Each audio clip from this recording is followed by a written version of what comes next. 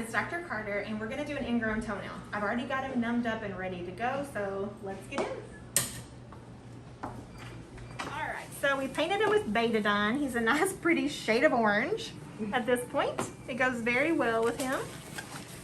And first things first, we're gonna put a tourniquet on it, just on that toe, to make sure that the blood flow is not gonna be there and wash my medicine away. As we've talked about 12 times, some people choose to not use a tourniquet, but I think it increases the effectiveness of my procedure. Let's see if you can feel this, honey. Anything there? Pressure? Yeah. It feels good? Okay. You let me know if you feel anything but pressure, okay? Okay. So the first thing I do is I loosen the nail from the cuticle, from the surrounding skin.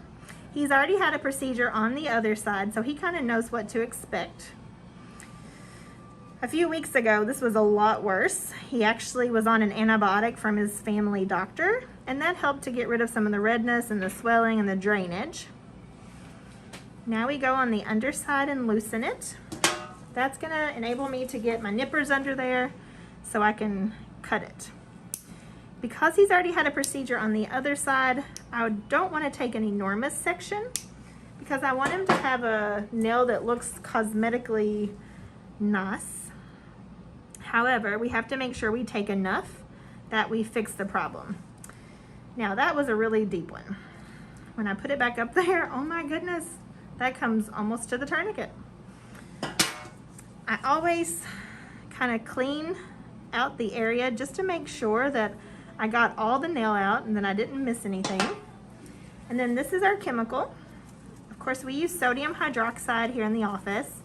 There are other chemicals that are acceptable as well, but this one I find gives me less of a reaction afterwards and makes it easier to tolerate for the patient. All right, 3 applications of about 10 seconds each. Sometimes I will scrape again just to make sure. And then here's our last one. This solution is neutralized with vinegar. So when I'm finished, I will douse it with vinegar to stop the cooking process. Make sure I get all of the chemical off the skin. Now, you're gonna notice some redness, you're gonna notice some drainage. The drainage may have a yellowish discoloration to it, and all of that's perfectly normal, okay? If the redness were to come down to this tourniquet, to that first joint, that's when we could have a possible infection.